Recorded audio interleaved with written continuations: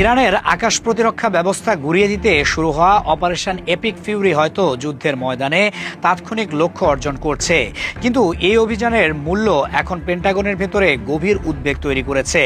যে আগুনের গোড়ায় তেহরানের রাডার আর মিসাইল ব্যাটারি ধ্বংস হচ্ছে, সেই আগুনই মার্কিন নৌবাহিনীর দূরপাল্লার আঘাত সক্ষমতাকে প্রশ্নের মুখে দাঁড় করিয়েছে।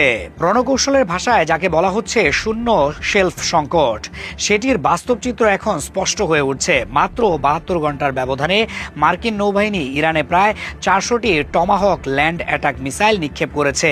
বাইরে থেকে এটি সফল সামরিক পদক্ষেপ মনে হলেও ভেতরের হিসাব বলছে এই ব্যয়ের গাণিতিক ফলাফল ভয়াবহ। বর্তমান উৎপাদন সক্ষমতা অনুযায়ী যুক্তরাষ্ট্র বছরে মাত্র 72 থেকে 90টি টমাহক তৈরি করতে পারে, অর্থাৎ 3 দিনে যে পরিমাণ ক্ষেপণাস্ত্র ব্যবহার করা হয়েছে তা পূরণ করতে কারখানাগুলোর অন্তত 5 বছর সময় লাগবে। এই হিসাবে দেখাচ্ছে 400টি মিসাইল মানে বিদ্যমান মজুদের প্রায় 10% এক ঝটকায় শেষ হয়ে যাওয়া। টমাহক শুধু একটি অস্ত্র নয়, এটি মার্কিন নৌবাহিনীর প্রথম রাতের যুদ্ধ কৌশলের মূল হাতিয়ার। নিচ দিয়ে উড়ে গিয়ে রাডার এড়িয়ে নির্ভুল আঘাত হানার সক্ষমতার কারণে এটি যে কোনো বড় অভিযানের সূচনায় সবচেয়ে বেশি ব্যবহৃত হয়।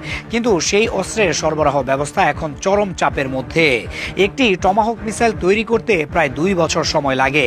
এর পেছনে রয়েছে একাধিক সীমাবদ্ধতা। মিসাইলে ব্যবহৃত হাজার হাজার সেন্সর ও প্রিসিশন কম্পোনেন্ট আসে নির্দিষ্ট কিছু উৎস থেকে, যেগুলোর উৎপাদন রাতারাতি বাড়ানো সম্ভব নয়। উৎপাদন লাইনগুলোর অনেকেই বর্তমানে পূর্ণ সক্ষমতায় সক্রিয় নয়, ফলে হঠাৎ করে চাহিদা বাড়লেও সরবরাহ বাড়ানো কঠিন। যুদ্ধক্ষেত্রে কয়েক মিনিটে যে অস্ত্র ছোড়া যায়, সেটি তৈরি করতে বছর লেগে যায়। এই বৈপরীত্যই এখন বড় উদ্বেগ।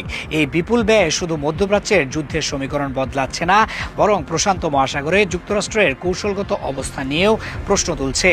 তাইওয়ান প্রণালীতে সম্ভাব্য সংকটের কথা মাথায় রেখে যে মজুদ ধরে রাখা হয়েছিল, তার উপরও চাপ তৈরি হচ্ছে।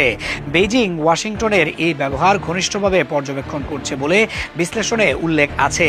যদি হঠাৎ চীন তাইওয়ানকে কেন্দ্র করে পদক্ষেপ নেয়, তখন একই মাত্রার দূরপাল্লার হামলা চালানোর সক্ষমতা বজায় রাখা কঠিন হয়ে পড়তে পারে। দীর্ঘায়িত সংঘাতের ক্ষেত্রে মার্কিন রণতরীগুলো এমন অবস্থায় পৌঁছাতে পারে যেখানে তাদের কাছে পর্যাপ্ত নির্ভুল দূরপাল্লার অস্ত্র থাকবে না। ইরানকে শায়েস্তা করতে গিয়ে তাই প্রশ্ন উঠছে, এই ব্যয় কি ভবিষ্যতের বড় সংঘাতে যুক্তরাষ্ট্রকে দুর্বল অবস্থানে ঠেলে দিচ্ছে না?